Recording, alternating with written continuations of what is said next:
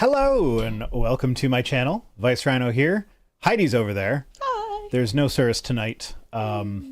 Cirrus has things going on in his life right now. He's been kind of touch and go for the last few weeks. But to make up for it, we got Puddles! Yeah, we got Puddles. He's been having a rough time, so I gave him the night off. And by I gave him the night off, I mean he messaged me being like, I can't stream tonight. And I said, okay. Because I'm not his boss. I can't make him do it. Make him. But I mean, even if I could, I would be a good boss who would give him the night off. Okay, why are you...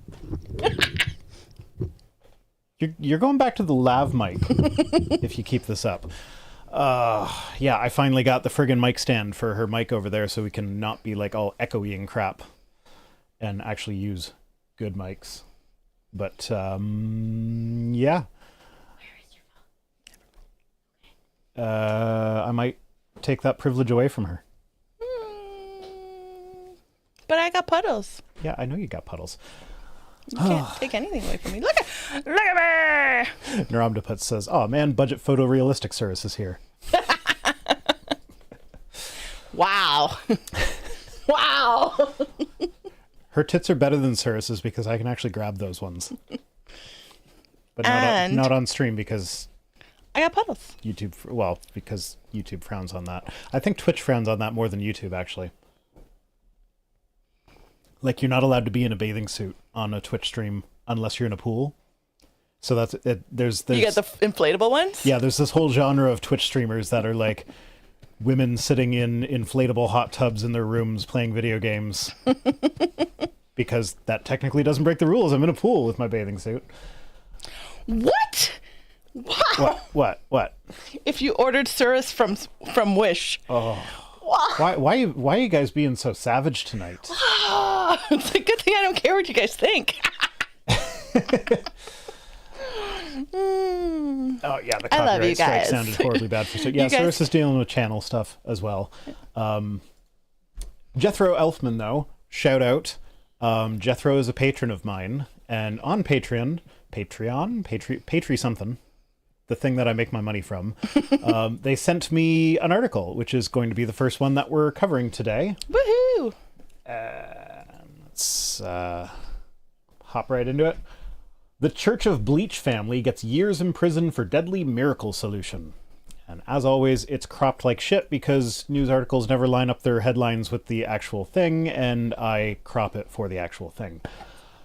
So I was going to, like, this is a fairly short article. I'm just going to read the whole damn thing. Oh, good. Oh, Fennec is in Twitch chat saying, you're still awesome, Lady Rhino. Thanks. And Paul Thompson says she has Puddles Rhino. Oh, not Thompson. That's not Paul Thompson. That's Paul the Potato. I'm a potato. That's the one. We got Quillo Girl in the Twitch chat. So yeah, I'm on Twitch as well.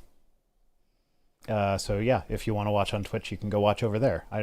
All Cirrus's audience that likes Twitch, you can watch me on Twitch. And stuff. Ooh, I got 10 viewers on Twitch. That's a lot. Ooh. Anyway, yeah, so I was going through this article. I was highlighting it for everything. Like, I was highlighting everything that I wanted to talk about, like every point that I wanted to read out. And I almost had the whole thing highlighted. So I'm just like, I'm just going to read the article for you. So, a federal judge in Miami has handed down years-long prison sentences to a Florida father and his 3 adult sons who were convicted in July of using a faux church to sell an industrial-strength bleaching agent as a miracle solution they falsely claimed could cure serious illnesses such as cancer, HIV, AIDS, and COVID-19. Yeah, drink bleach to cure cancer. Great. That's surely not going to result in anything bad. So Father Mark Grennan, 66, the patriarch of the so-called Church of Bleach, and one of his sons, Joseph Grennan, 36, were sentenced to 60 months in prison. That's 5 years. That's it? Yeah, the statutory maximum sentence for their conviction of conspiring to defraud the United States by distributing an unapproved and misbranded drug. Yeah, but it's not just defraud. Like, people can die from that shit. Oh, people have died from that shit. How has it not got manslaughter? I know, that's what I'm saying. Or that's my thing, is that, like... Well, it's not your thing, because I said it first. Yeah, you said it, but... That's what I was thinking when I was reading this, was that, you know, that sounds like a manslaughter charge. What kind of bullshit? At least one. But I guess it's because technically they took it of their own volition. They didn't force it on them or whatever. I don't know. Yeah, but there are people. If you drink poison, you don't get to press murder charges against the person who sold you the poison if you legitimately bought it. Yeah, but when you think of it from a religious organization perspective, they are people in authority telling them that this is what will work for them. So they're preying on the vulnerable. That's the thing, though, is that they're not a person of authority in a church. They set up this church when they were told to stop selling it as just a product. So, like, it was very clearly, and they had mandatory donations. We'll get to that later in the article, but it was like, if you want this cure for everything, you must donate to our church. So it was, like, I'm very much against the RIFRA thing, where companies can get around regulations just by saying, like, oh, that's our sincerely held religious beliefs, because, like, how does a court adjudicate sincerity of religious belief? That's not something that can be done. So they just, what's generally happened is, if it's a version of Christianity, they just assume it's sincere, and anything else is not. That's pretty much what happened under RFRA, which is the Religious Freedom and Restoration Act, which was signed by Bill Clinton, by the way. I was very disappointed in him when I heard that.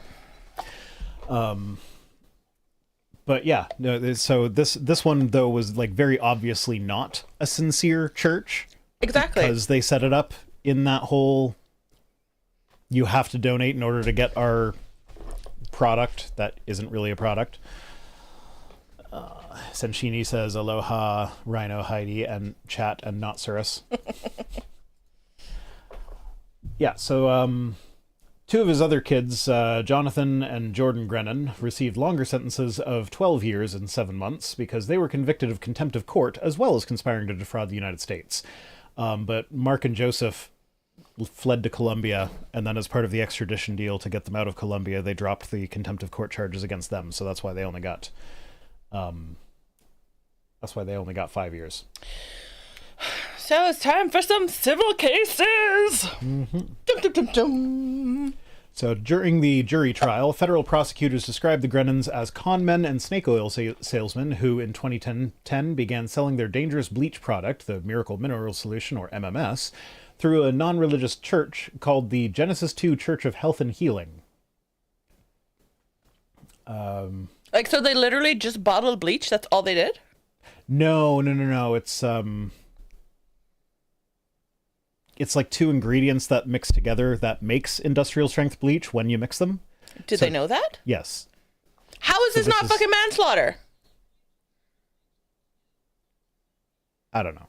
Like, it's not like they didn't know that the chemical reaction these two products made was bleach that they are feeding to people. Jethro Elfman sent $3 in a super chat. Thank you, Jethro. The source of this article for me. Woo-hoo! And Paul the Potato is Potato. on YouTube saying, I can rewind on YouTube, but not on Twitch, I see. Yeah, I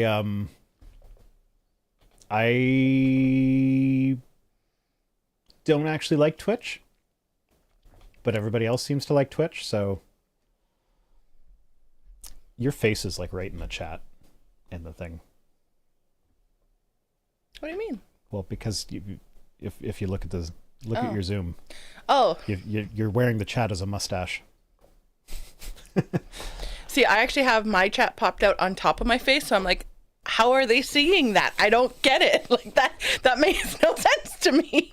Yeah, well, it's set up so that Surus is there and you. Yeah. Yeah, but I was just very confused because my chat is literally on top of my face, so I'm like, okay. How are people seeing this? Sure. Don't okay me. You go off on technical rants all the time. I do, yes. I do love. So yeah, them, they were selling the MMS as a sacrament in exchange for mandatory donations to the church, while claiming the MMS could treat serious conditions including cancer, Alzheimer's, diabetes, autism, malaria, hepatitis, Parkinson's, herpes, HIV/AIDS, and COVID-19. Yeah, so you know what? I'm sorry. I usually don't wish death on people, and maybe I'm not wishing death on people. Loki the Triad Trickster wants you to nom nom on the chat. How do I do that? Nom nom nom. Nom nom. Yeah, you eat the chat. Oh no! Oh, I get it now. Sorry. Damn it! where was I going? So I seriously hope that someone in whatever prison they're going to, one of their family members was affected by the stupid bleach product. And that's all I'm saying about it. Beep. That's all. I have a censor button if you want to say more. No, that's all I'm saying about it. Infer what you will. That's all I'm saying. Yeah, so they're talking in the chat. This was actually a conversation that was going on pre-show. They were talking in the chat about how, like, oh, well, you know, if you have a hangnail, technically chopping your arm off it does remove the problem of the hangnail. What's that got to do with what I just said? Well, because it's using bleach, like drinking bleach to cure all these things. Oh, I thought you were referring to, like, someone in the prison. No, I was like, what? If you drink bleach and die, well, they're having that conversation again. So, like, if you drink bleach and die, you don't have to worry about your cancer anymore. Yeah, that is very true.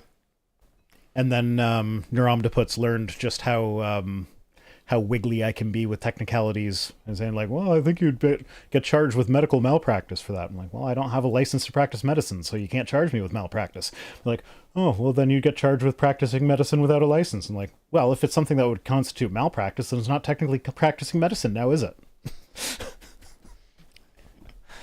Yeah. Yeah, Fennec is saying not just drinking bleach, but also fucking enemas. Yeah, they were giving enemas to nonverbal autistic kids. So they were physically giving them? Not these guys, but like they would sell the bleach to parents saying that that's how you administer it. Poor children. Oh my God. Mm-hmm. Yeah, prosecutors said the family sold tens of thousands of bottles of MMS, making more than $1 million over the years.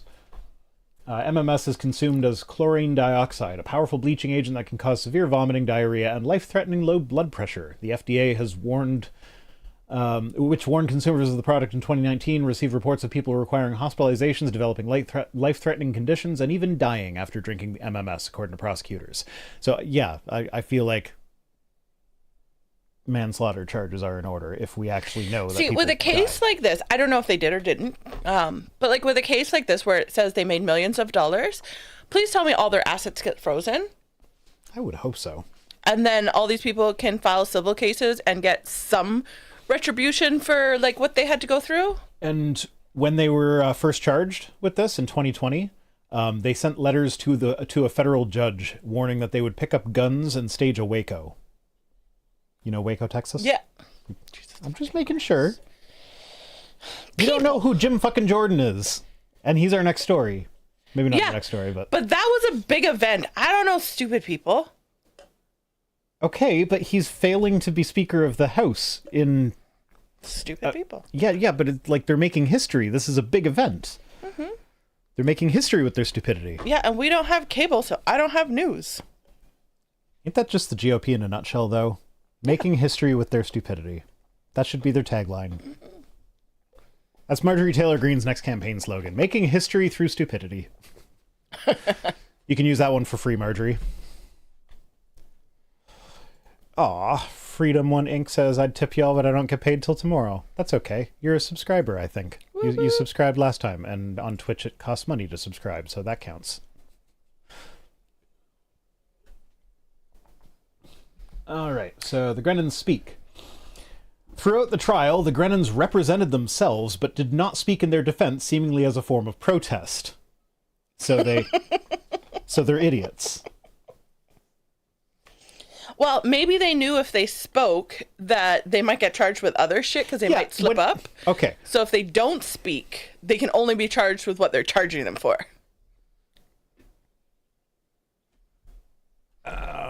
Freedom... Like, they didn't Inc. want to, what's it called? Freedom Inc. says it's so fucking fun being an Iowan in the middle of New Gilead watching the GOP implode.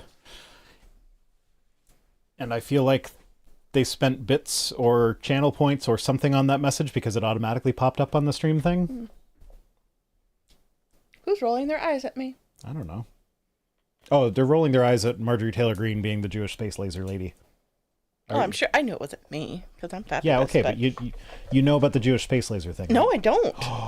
Tell me about it. Marjorie Taylor Greene, before she was elected to Congress, it was dug up that she had a Facebook post in which she blamed the wildfires in California that year on space lasers run by the Jews.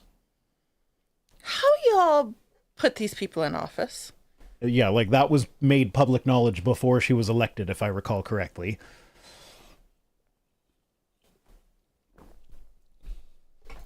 Did Heidi live under a rock, says Blade Runner. No, she's just not on Twitter. I'm not on Twitter. We don't have cable, and I have 5 kids. Well, we didn't have 5 kids when MTG first got elected. We didn't even know each other back then. No. Anyway. She's not in my district. Yeah, no, that's Cirrus. That was a jab at Cirrus for those of you who don't know. No, it wasn't. Yes, it was. It just meant that I'm not American or in her district, therefore I don't know what she's doing. It's because people who live in the same district as Cirrus are stupid. Says Loki. Yeah. So yeah, anyways, they represented themselves. They'll taste good later. They represented themselves, which is always a bad idea. They did not speak in their defense, which actually can be a good idea. Like, if you are put on criminal trial, it's generally not a good idea to take the stand in your own defense. True story. That is good lawyer advice in most cases. So, like, that could have been them being a little bit intelligent. Olivia Williams says the Rothschild, she said, ran the space laser. Oh, it was the Rothschild. So she didn't use the phrase Jewish space laser. It was the Rothschild family, which is like any conspiracy theory that goes back to the Rothschild eventually gets back to Jews controlling the world and the banks and often lizard people. Thank you, David Icke. I like the lizard people. You like the lizard people? I don't know. I don't know what they stand for, but they're not human, so maybe they're better than us. Maybe they deserve all the gold. Yeah. Like, I feel like, I mean, I guess they're just another version of us, just in lizard form. Because I was like, maybe because they're lizard people, they'd want to take care of the planet because they're part animal, but we are also part animal, or we are animals, like, and we're not doing it, so no. Yeah. Very different from when Cirrus is here. Yeah, very much so. That's okay. So they did have court-appointed attorneys, but they didn't let them do anything in their defense. In July, a Miami jury took just 30 minutes to return the guilty verdicts for the 4 men, according to Miami Herald. And it took 30 minutes because it took them 15 minutes to walk to the room and 15 minutes to walk probably. back. And then last week, after or during the sentencing thing, like when the shit finally hit the fan, they suddenly were not silent in form of protest anymore. They opened up their mouths to beg for mercy. That's how it always works, though. Yeah. It's like, I'm going to be in stoic silence as a form of protest to show that I'm being persecuted on my way to prison. Oh, wait, I'll actually go to prison? Please don't send me to prison. Yeah, they're always so brave until the consequences actually show up. Mark Grennan reportedly argued to the judge that he was a victim in the case and that his 3 years in custody so far amounted to kidnapping. As such, he said the U.S. government owed him compensation of $5.76 million for being held unlawfully. So when you go to prison for selling a product that kills people and you know that it kills people, you can then sue the government for kidnapping and ask for millions of dollars. Who the fuck are these people? Not The literally, Grennans. just... It's the Grennan family. Where's Rudy? Neuromnipus says, oh, Sovsit then. Yeah, I was getting Sovsit vibes from these guys as well. Do you know what the Sovsit guys are? I do not. The sovereign citizen movement? No. They're the people who are like, oh, because there's a special fringe on the American flag, it's actually a naval flag instead of the country flag, so America's not really a country, it's a corporation, and therefore the laws don't apply. The only thing that applies is, I don't know, the Constitution or some shit. I don't know. There's this whole thing. And So the only thing that makes a country is the flag? They don't have any good... I'm not accurately representing their arguments, but their arguments are just about as stupid as what I'm saying. FedEx says, oh no, it's the consequences of my actions. But yeah, they're the people that when they get pulled over by the police and they don't have a license to drive, they'll be like, you're infringing my right to travel. Because that's a protected right in the Constitution. Not realizing that travel does not mean drive operate a motor vehicle that requires a license. You have the right to walk to where you want to go. You can walk wherever the fuck you want to go. You can take a train wherever the fuck you want to go. Can't drive a car on a road that requires a license without a license. But yeah, they also, like, there's some loophole that they try to use to get out of paying income tax until they go to prison for not paying income tax. That's how Kent Hovind went to prison, because that's what he was doing. And he was making Sovset arguments. Yeah. There's also a whole thing like, if you sign your name in all caps, it means something different than if you use lowercase letters. And so like, people don't really exist because if you look at your birth certificate, it's in all caps. So and technically there's like a bank account that you are entitled to access that has millions of dollars in it. Like, I love a good conspiracy theory, but like these aren't even good. This is not a good conspiracy. Like, no. Damn it, I had a question for you. What were you talking about before that? Okay. So they feel that the country doesn't exist, therefore blah blah blah blah blah. But the courts are created by the country to enforce the country's law, so they think that going to the court and telling them that they have no right, the court's going to be like, yeah, sure, I agree with you. The job that's paying me money to put a roof over my family's head. Yeah, but the courts have the gold fringe around the flag, so they're going by maritime law instead of country law or some shit. I don't know. I don't fucking know. Canada have Sovsits too. Yeah, the Queen of Canada, she's one of them. Do you know about Queen Dildo? I've heard, but I don't remember. Okay. Well, we're not going over that again. Okay. Look up Queen Dildo. Yeah, no, I've heard. Anyway, so he argued to the judge that he's a victim, needs $5.76 million. But when you say that, I actually think of Dr. Sue. Like, I feel like she should be. Continue. Dr. Sue is the Canadian version of Dr. Ruth. Yeah. He apparently put the deal to the judge asking yes or no. He goes up to the judge. I was kidnapped. Yes or no. What? Like that was his defense? Yeah, no. He's like, I was kidnapped. You guys owe me $5.76 million. Are you going to pay that? Yes or no? Did somebody? I want. Is that on film? I want to see it. I do. I want to see it. And please tell me he was in front of Judge Judy when he did that. It was Judge Cecilia Altanaga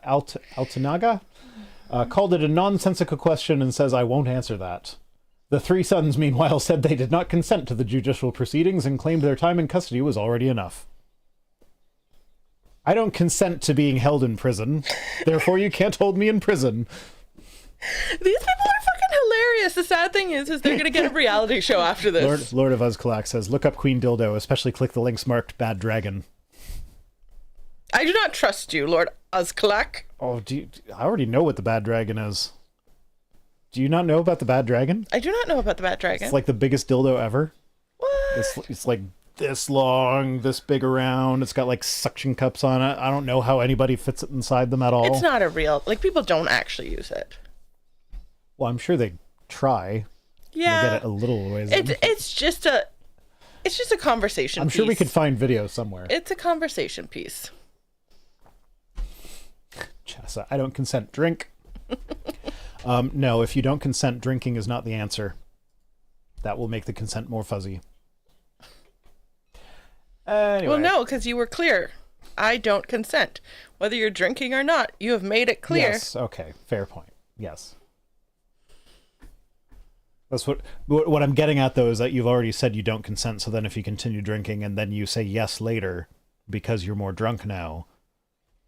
Correct. Like, as a responsible person, I'd be like, no, when you were sober, you said no, so I'm going to take that no over the drunk yes. If I can't sign a binding legal agreement when I am drunk, my consent does not change when I'm drunk. I thought for a second that you were going to go in the direction of there should be like a written contract before sex, because there are people that will argue for that. No, because like contracts, you have to be in the right sound, body, mind, whatever the saying is. Yeah. And so if there is no consent before I'm drunk, there is absolutely no consent after I'm drunk, because I am physically incapable of consenting, regardless of whether speech is coming out of my mouth or not. Mm-hmm. Mm-hmm. Yeah, anyway, so Jonathan Grennan said, I have lost everything, he told the court, noting that he was... Your life? You've lost your life? What? I believe I should be released to my family. It's like, no, you've lost everything. Good. No, he hasn't. He hasn't lost his life like the other people that he fed Bleach to. He's lost all of his material possessions, to which I say good. That is less than you deserve. Lose everything and then I will reconsider. The Grendons had previously stated that they plan to appeal their convictions, because of course they do. Okay. Let's see. What story Never is said I was a coming up nice next? person. What story is coming up next? I think it's George Santos. It is!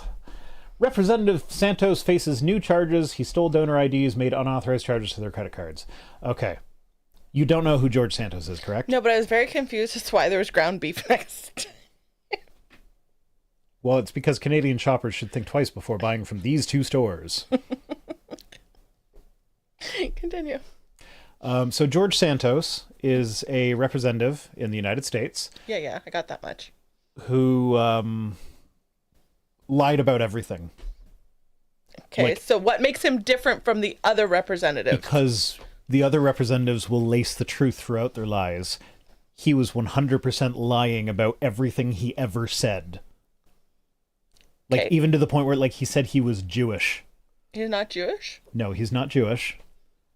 He And was when he trying was to claim called it out on for those that, lizards. when he was called out for that, he said, I'm like, my great-great-grandmother on my father's side was Jewish. So when I said I'm Jewish, like, he actually said this, what I really meant was I'm Jew-ish. Like, like, that was actually what he said.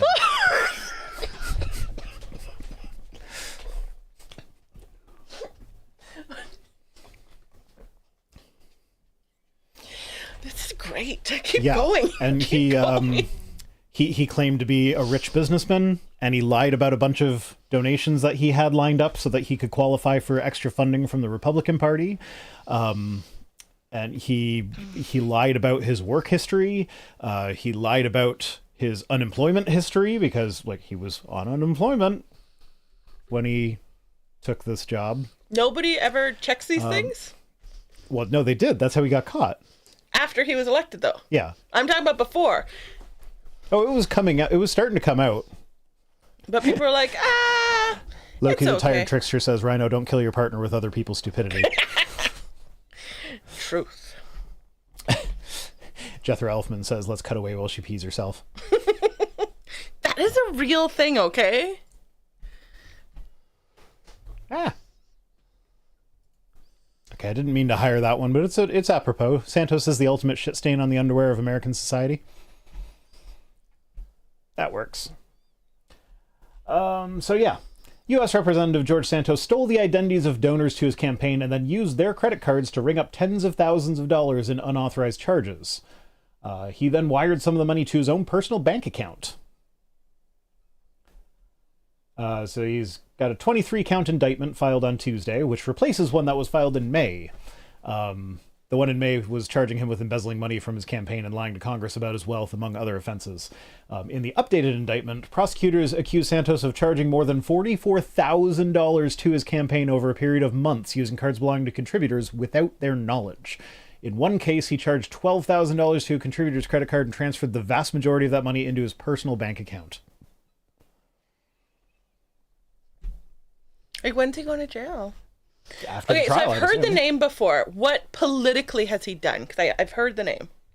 Politically, he's done nothing. He got elected and then was immediately called to resign and then refused to resign. No, but you've had him on Twit tweets or something before. Yeah, I'm sure I've talked about him on Twit tweets. His name is... I always think of George Soros when I hear George Santos. I don't, but Well, okay. George Soros is the Jewish man that is supposedly funding the radical left. So, like, anytime there's protests that the Republicans don't like, they'll be like, oh, that's not how people actually feel. That protest was just funded by George Soros. Oh, dear Lord. So he's also accused of So, falsely wait. reporting... Hold on. Sorry. I'm going back to conspiracy theory. Sorry. So, George Soros, a Jew, is funding the radical left. Mm-hmm. And that's going to lead back to lizard people somehow. Yeah.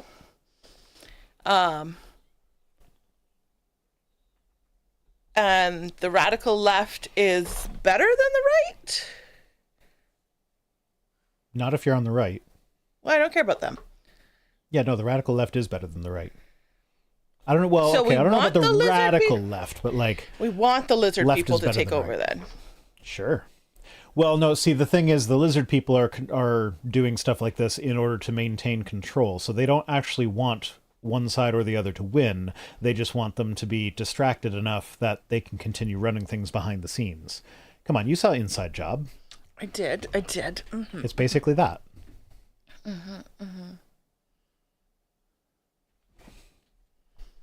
I'm sure I'll come back to this in a little bit, but Okay. continue. So Santos is also accused of falsely reporting to the Federal Elections Commission that he had loaned his campaign $500,000 when he actually hadn't given anything and had less than $8,000 in the bank. How do you loan your campaign? It's your fucking campaign. Well, that's the way you can. So Otaku Senpai says Santos also claimed that his mother, who died in 2016, was killed in the 9/11 attacks on the Twin Towers. That was another thing he lied about. No, so that's a legitimate thing. If you have a lot of money, you can loan money to your campaign, and then that qualifies you for extra funding from your party or whatever, and then your campaign has to pay you back eventually. Why? If you have the money to loan your campaign, you want to be in office. Campaign finances in the States are a big fucking mess. Yeah, but if you want to be in office, if you put money in, that, why, like, I will loan you money for your campaign, but you have to pay me back once you get a job in installments. Drew Harrison says George Soros is just a stand-in because they can't say rich Jews. Absolutely. I keep telling people I should rule the world. Nobody listens. Yeah. And Freedom Inc. says the fact that he's the biggest liar in the GOP is exponentially bad. Yeah, because like to be the biggest liar in the GOP, that's accomplishing something. Anyway, the fake loan was an attempt to convince the Republican Party officials that he was a serious candidate worth their financial support. Then blah, reiterating that he stole people's identities. So, hold on. Are we saying that the Republicans didn't do a background check before they gave him money? No, they don't fucking care. Are you a crazy guy who supports Donald Trump? Yes? Okay, we'll back you. No questions asked. But weren't they going on about, like, Canada not doing background checks on people? Different time, though. That was before we applauded a Nazi. Oh, so not doing background checks then was okay, but... I guess. But it's only okay if you're a Republican. If you're a Democrat, then the slightest infraction is worthy of getting you kicked out of Congress. Like that guy that accidentally pulled the fire alarm thinking that it was a button to open a door somehow. Like, stupid mistake. But, like, they're saying, like, he should be kicked out of Congress for that. He probably should. Well, apparently those doors actually are a little bit confusing. But, like, they were turning it in, like, he accidentally pulled a fire alarm. Okay. Stupid move. Whatever. We've all made dumb mistakes. Maybe not to that degree. I'm just saying. But, like, they took that and they turned it into he tried to delay a vote on a specific thing, so that's government interference, so he should be expelled from Congress, even though the fire alarm he pulled wasn't in the same building as the building that the vote was taking place. Oh, no, I'm not even talking for that reason. I'm just like, how do you... if you can't figure out not to pull the fire alarm... Yeah, I don't know what was going through his head. I'm not going to defend him over much other than to say I know what it is like to make stupid mistakes like that. Well, see, where I'm going... like, but I'm also not making laws. Like, my thing with the fire alarm thing is usually, like, if I'm talking about, like, the little boxes, they've got the little bar, like, it's not just oh, there's a button, let me press it. Can someone just Google this and show me a picture so I can, like, visually be like, okay, I can see how a mistake was made? Because fire alarms, you gotta lift the lid, you gotta, like, do things. No, the lid's only in schools, I think. A lot of places don't have the lid. Right, but I'm saying it's usually more than just a button. I know. Whatever. My point is, dude accidentally pulls a fire alarm in a building that Congress wasn't even in session, and the Republicans immediately call for him to be expelled from Congress and resign and all that shit. Meanwhile, Marjorie Taylor Greene, the Jewish space lasers lady, can just run amok, and they don't care. Lauren Boebert can give a guy a handy in a theater with children present, and the party that's all like, ooh, we can't have people grooming children. Family values. The party of family values does nothing about it. Of course not. So, like, it's just a huge old double standard. If you have an R beside your name in Congress, you can get away with whatever the fuck you want. I get it. But if you have a D, you can't.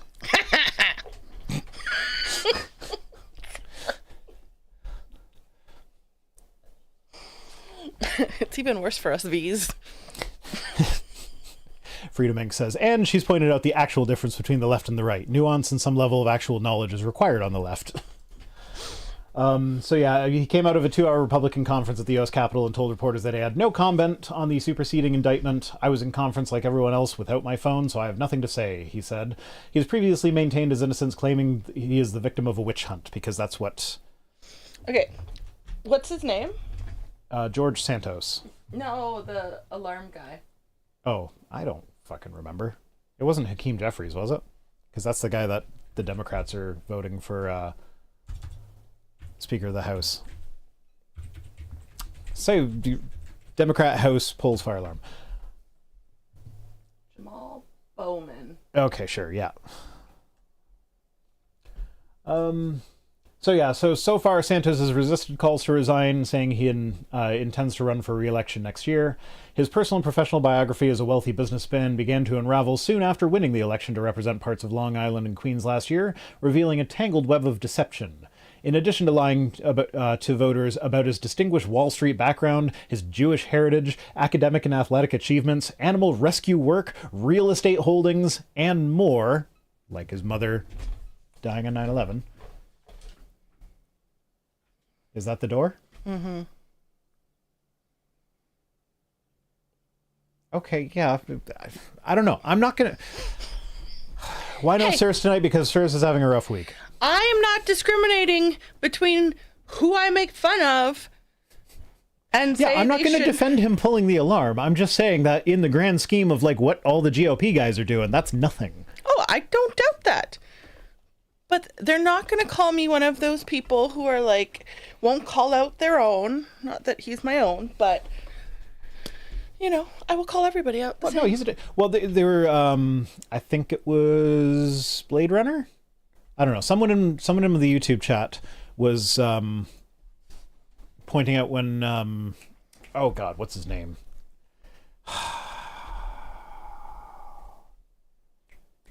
Old guy, glasses, used to be a comedian. Al Franken, that's the one.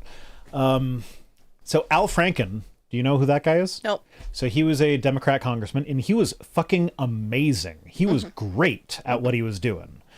But then pictures came out from one time when he was on tour with the U.S. Navy or something, and there was one picture of him, like there was a woman service member who was sleeping, and he was like miming grabbing her boobs. He didn't actually touch her, but he was miming it.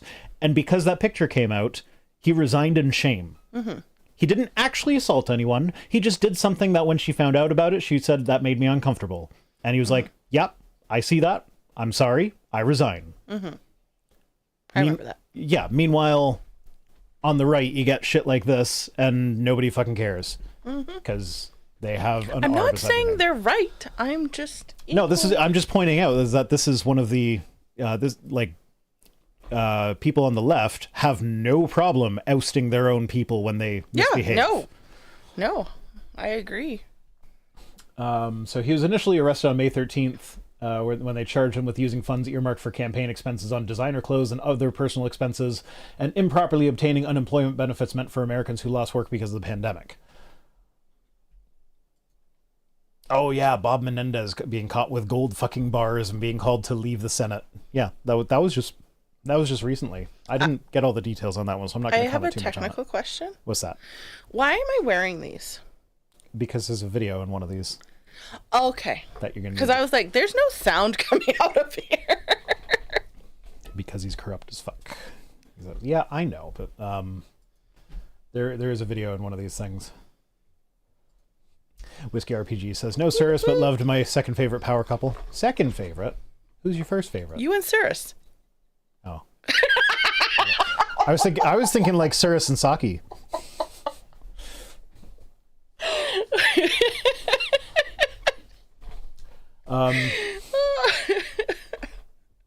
So Santos says that all his lies were victimless embellishments, and his financial misconduct he blamed on his treasurer, his campaign treasurer, that he claims went rogue.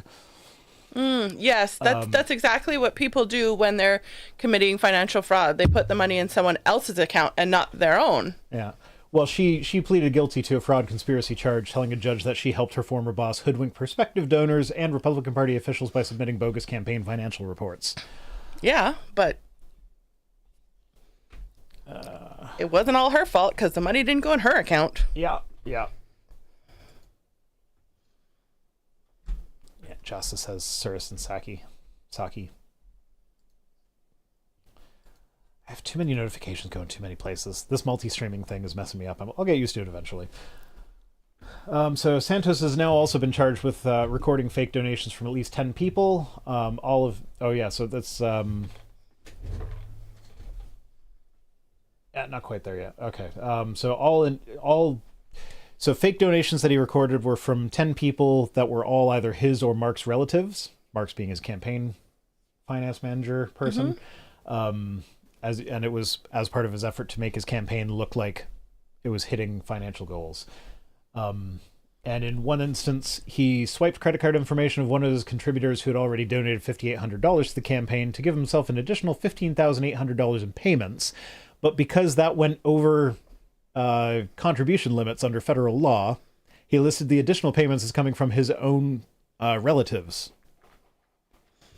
Prosecutors allege. This is all alleged as of now. It's just in the indictment. It's not. I'm like, how much money do these people have on their credit cards that he can like charge $15,000?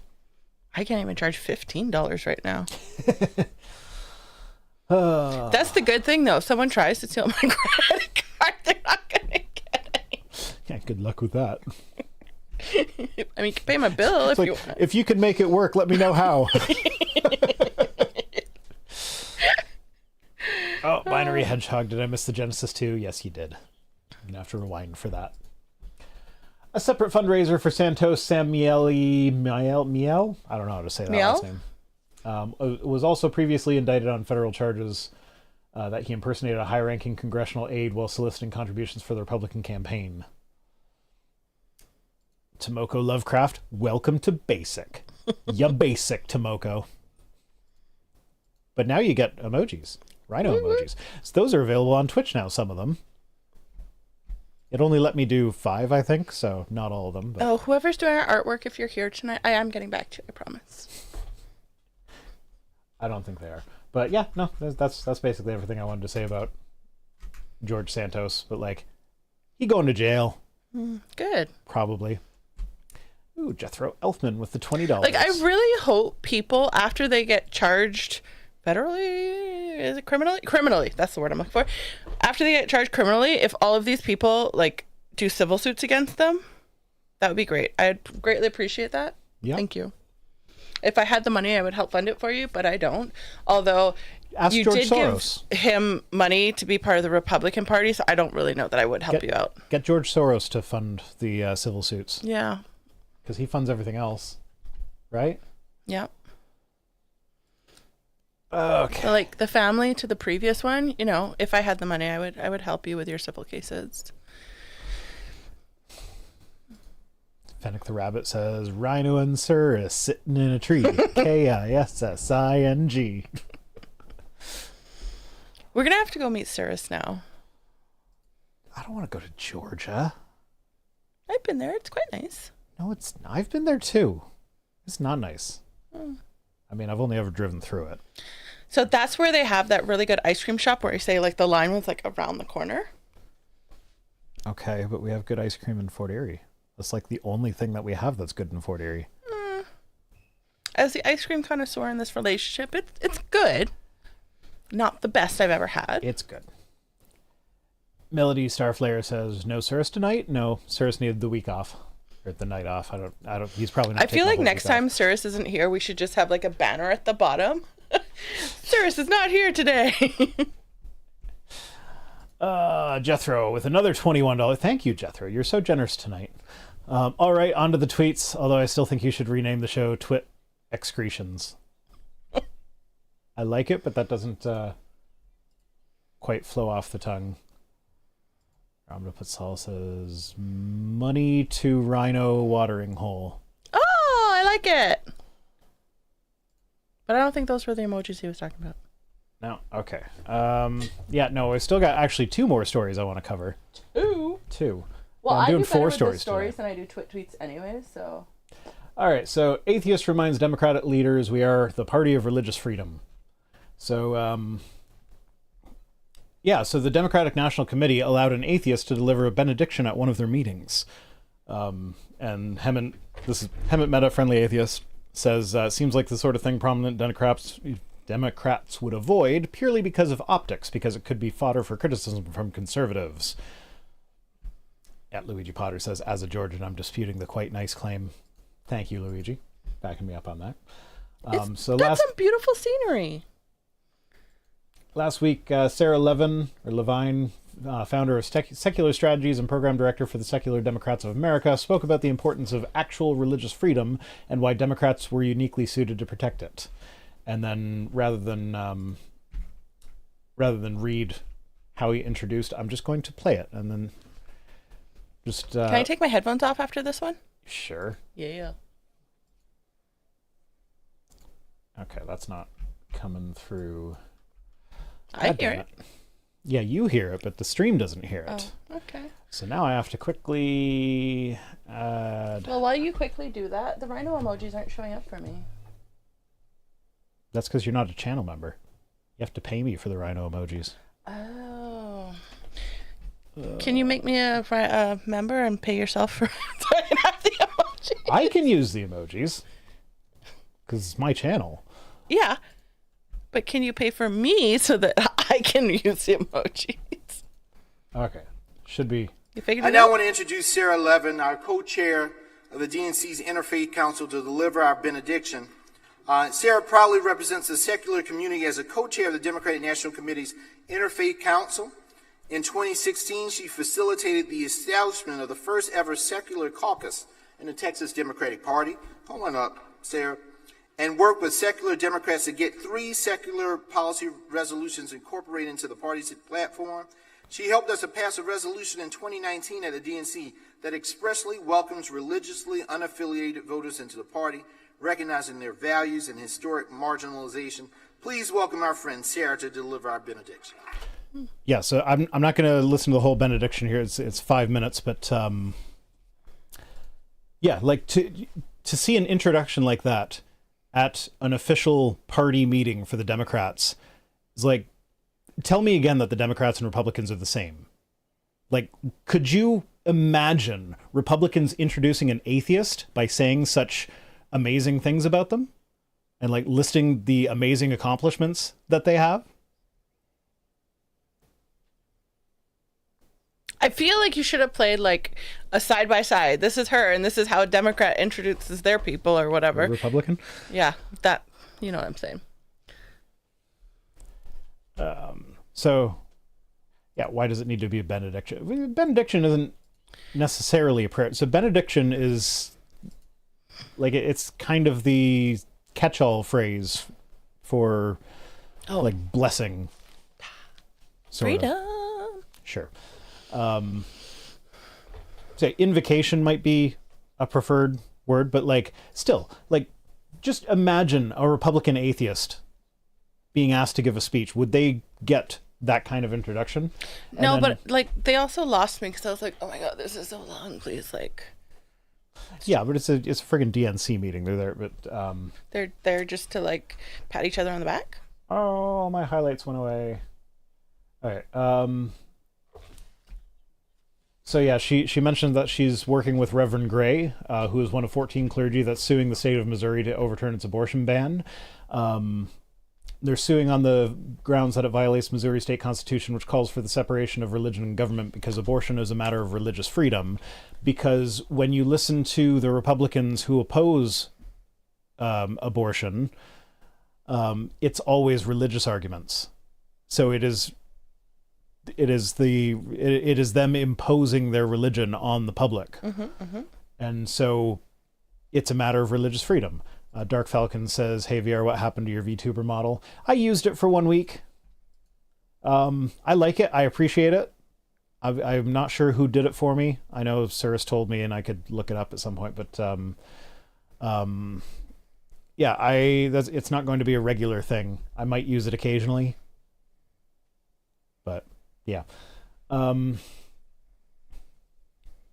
So yeah, she talked about how, like, you know, they're working together with religious leaders to fight against religious discrimination, where they try and impose their religious views on everybody. Yep, I agree.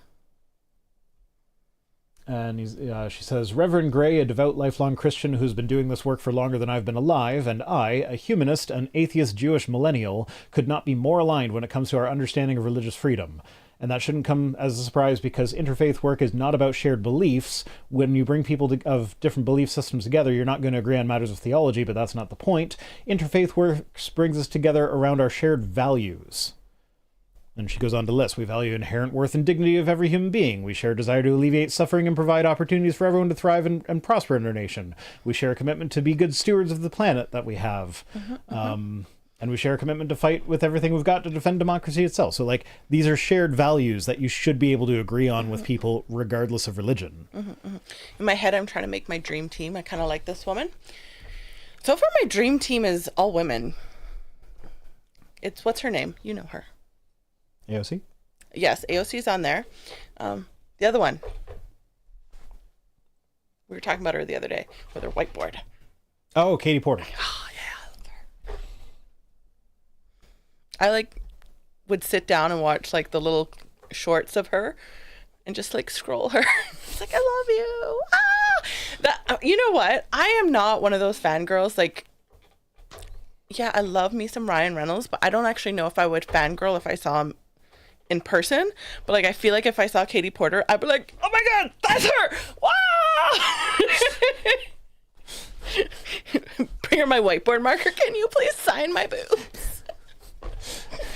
Sign my whiteboard. It's right here. Ugh. Yeah, so then she says, as Democrats, we embrace our diversity as a strength. We are a big tent party, big enough to include people of all faiths, of all spiritualities, and non-religious folks like me. We're not afraid of a changing religious landscape. We embrace it because we believe in a pluralistic democracy.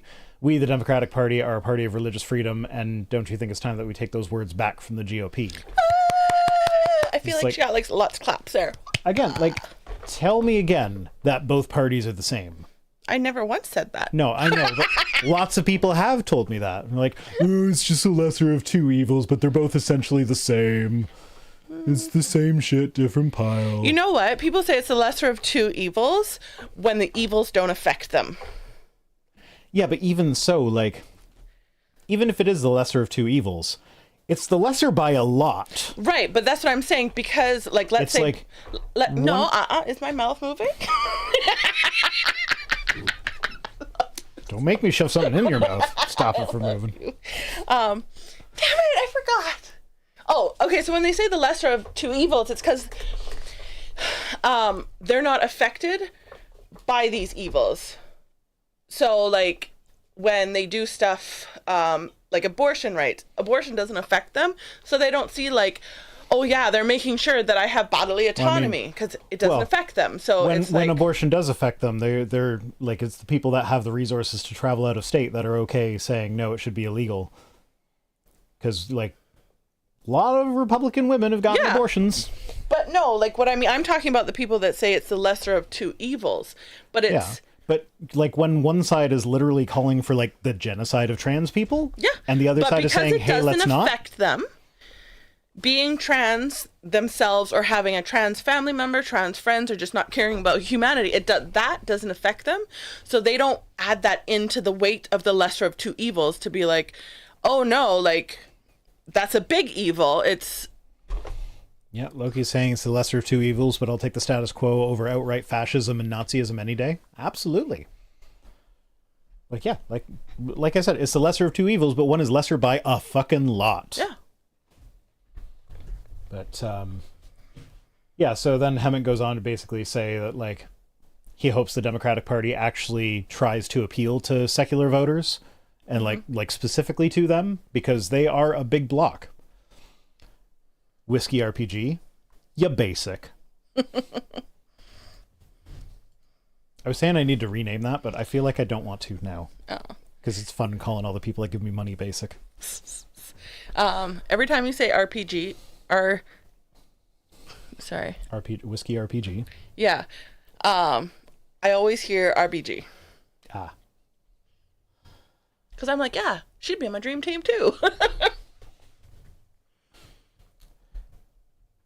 Yeah, so she also, in an email to Hemant, she said one DNC member who's a state legislator described herself as a Christian and said that she had never heard the shared values between people of faith and secular people articulated that way before, and that it resonated with her. So it's like, yeah, and that's important. So like he says, I hope Democratic candidates take a lesson from all this and explicitly reach out to non-religious voters in the years ahead by talking about the dangers of Christian nationalism and the importance of church-state separation. It's not just a one-way street, though. It's up to secular voters to prove that we can deliver for the candidates who aren't beholden to a particular religious group. If you aren't registered to vote yet, you should fix that immediately. And then that links to vote.gov. Okay, hold on. Scroll up a little bit. Ah. I said a little bit. Stop.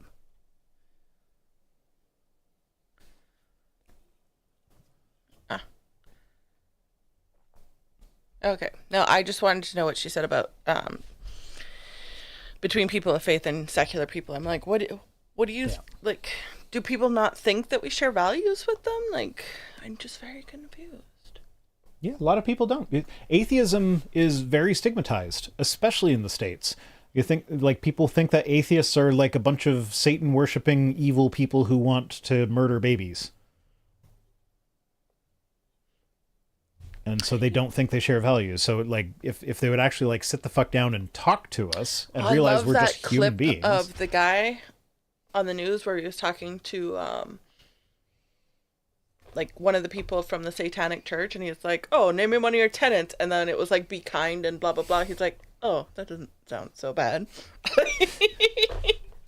Yeah, no, that's exactly it. Have you not seen that video? I probably have a long time ago. I like that one. Anyway, last news story. Might need to recrop for it. Jim Jordan's allies tried to strong-arm his GOP critics. It backfired. So first and foremost, this story is a little bit old. Who's Jim Jordan? Jim Jordan is a guy who covered up sexual abuse of his wrestlers when he was coaching wrestling. Allegedly. And he's done all sorts of terrible, horrible shit. And now he's the front runner for being Republican Speaker of the House. Yeah, so remember how, like, Al Franken resigned because there was a picture of him hovering his hands over someone's boobs? Mm-hmm. Yeah, Jim Jordan covered up actual sexual assault. And they're voting for him to be one of the most powerful Republicans in the country. So, yeah, again, tell me that they're both the same. Rhino and I aren't married. I am bisexual, so if anybody needs to, like, leave the country. No spoilers, Jethro.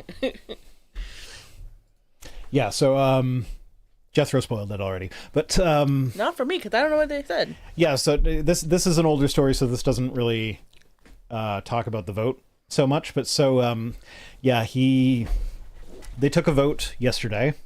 And 20 Republicans did not vote for him. They voted for other people. Mm-hmm. Out of how many?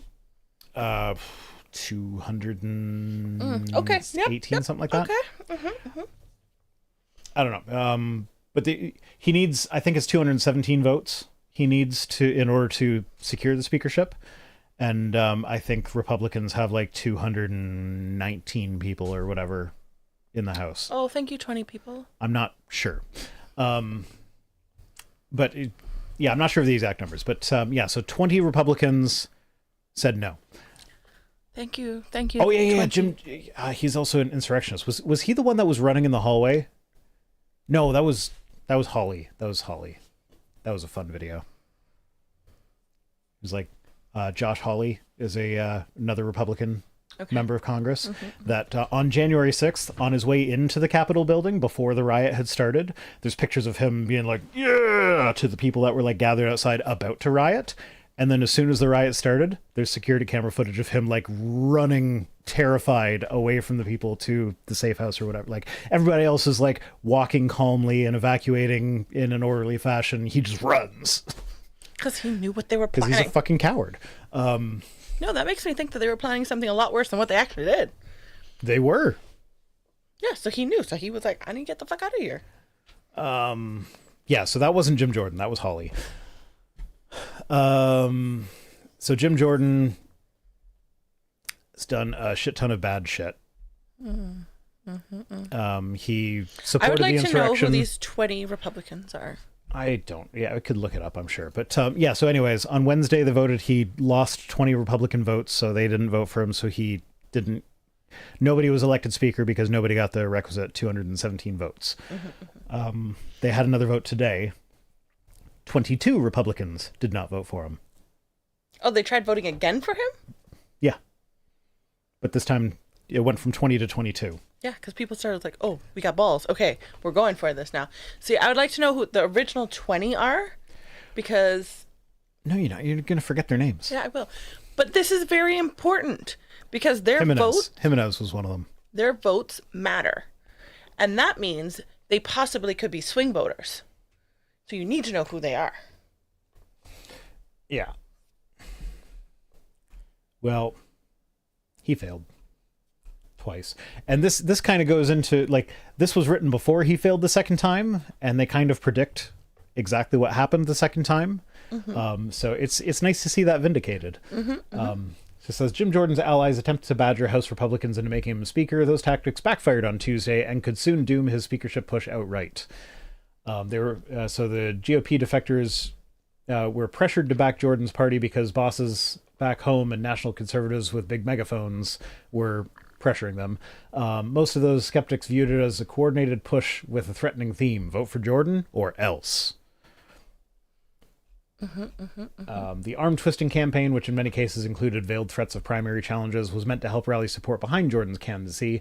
Instead, it put the Judiciary Chair's bid on life support and threatened to plunge House Republicans deeper into turmoil with no clear way out. Then Representative Don Bacon says Jim's been nice one-on-one, but his broader team has been playing hardball. Representative Jim Bacon did not vote for Jim Jordan. And his wife has been getting anonymous texts and emails from people saying, your husband better vote for him or else he'll never hold office again. I've seen some of the text messages. Amusingly, there was one that was like, your husband needs to step up and be a leader and stand up for what's right. Everything's like, okay. What he's doing? Yeah, it's just like... Okay, don't give him too much credit. He's still a Republican, but maybe he's an undercover Democrat Republican. I doubt it. But that's the thing, though, is that, like, they're ridiculing these people who are voting against Jim Jordan by saying, like, oh, you're not standing up and leading and you have no backbone or whatever. Meanwhile, like, they're standing up to the people that are literally threatening their livelihoods. Oh, was that Bacon? Yeah, so Bacon was called dumbass on a hot mic on Fox. So, I guess it was Bacon, but, like, when one of them voted for not Jim Jordan, the Fox commentator, I guess he didn't know his mic was on. And you're just like, oh, dumbass. So, yeah, that was fun. I think it was Jesse Waters, wasn't it? No, it wasn't Jesse Waters. Greg Gutfeld? I don't know. One of the usual Republican names. Okay, we're going to have to take a pause. Why are you running away? Back. Oh, I can't open these things. You want me to do this? You want me to show how bad I am at opening these things on air? Yeah. I say as I get it open on the first try. Anyway, so he's not the only one who faced significant pressure. Other Republicans, too, told Politico they received a barrage of calls from local conservative leaders. They blame the onset on his backers, even though by all accounts he isn't directly involved. They say, I think some of it did backfire, and I think it was to the detriment of Jim, says Brian Donalds, who is a Freedom Caucus member who did vote for Jordan. So yeah, it's backfiring on him. One House Republican who was granted anonymity to speak frankly about private conversations said that Jordan and his lieutenants are calling people who voted for him trying to stop the bleeding, and they warned that those calls are pissing off members rather than winning them over, noting Jordan has failed to strongly and publicly disavow the attacks against his detractors. So, like, he might not be behind these anonymous text messages and stuff like that, but he's not, like, going out there being like, hey, guys, cut it out. We need to be civil. Mm-hmm. Like, he's just... We need to be adults. He's just kind here. of ignoring it and hoping that it will help him, which it's not. It's like, I don't understand why things we teach our toddlers and our kids not to do, somehow adults are allowed to do them. Yeah. I was going to scold the pause and then saw the beer. It gets Whiskey RPG stamp of approval. That's not beer, Whiskey RPG. What are you talking about? It's just my tea in my rhino mug. That's it's oregano infused. It's just tea in a rhino mug. It's oregano infused beverage that is legal in Canada but might not be legal where you are. I'm just here for product placement. And yeah, YouTube is funny about that stuff. So Jordan said in a tweet on Tuesday night that Republicans must stop attacking each other and come together. There's too much at stake. So that's the closest he came to condemning it. Was just like a vague tweet. No, that was just his like facade. Yep. That was him realizing that the strong arm tactics weren't working, No, so I he don't was think it desperately was. trying to... I think that was just him like, I'm not doing this. Look, I'm saying we should be all love and peace and harmony. Meanwhile, he's still ordering all this bullshit. I'm sorry that the cropping is off on this one. I don't know Bullshit. why it's not letting me recrop it. It's being weird. But anyway. Yeah, so when Jordan did take his nominations to the floor on Tuesday, some of his own supporters were shocked by the 20 no votes. One Republican aide compared it to a doomsday situation. Representative Carlos Jimenez, I think that's Jimenez, I've never seen it spelled with a G before, but he voted against Jordan on Tuesday despite outreach on Sunday, vowed after the first ballot on Tuesday that he wasn't switching his position, especially now in light of the pressure tactics. So he's solidifying people's vote against him. So the R-FLA, Yeah. for some reason my head was like, that's his rap name. Okay, and I think that was pretty much all I wanted to talk about this. I just wanted to talk about the Republican shit show. Amused with me today. I'm not serious. I cannot help it. I can only be me. Yeah, no, and I love it when you are Trying you. to change me. Okay, you know what? Okay. Confession time. Oftentimes when I'm editing the Twit tweets into shorter episodes, I will notice that, like, there have been things that Sir said that I just completely ignored and changed the topic. But it's not that I ignored on purpose. It's that, like, I was, like, reading something or doing something, so I was distracted. And then I'm like, I don't want to ask him to repeat himself all the time, so I'm just going to pretend like I heard it and then move on. But it's fairly obvious to me when I'm editing. I don't know how obvious it is to you guys, but, like, that's what I just did now. So I'm going to give you a code word from now on. Paul the Potato says Lady Rhino is good. I'm a potato. Is that the code word? No, it's Rudy. Fuck you. Fuck you. Can you make that into a short and just like send it to them? Fuck you. Yes, I can make that into a short and just send it to them. Mm-hmm. There's somewhere where I can mark the stream so I can remember to do that. Where is it? Live streaming. Bookmark. Stream marker added. You should have never introduced me to your friends. You should have never introduced me to your friends. Yeah, well, you like my friends. I do. Tweets. Time for tweets. The problem is they're going to like me more than you soon. Yeah, I'm used to that happening. But I will always love you.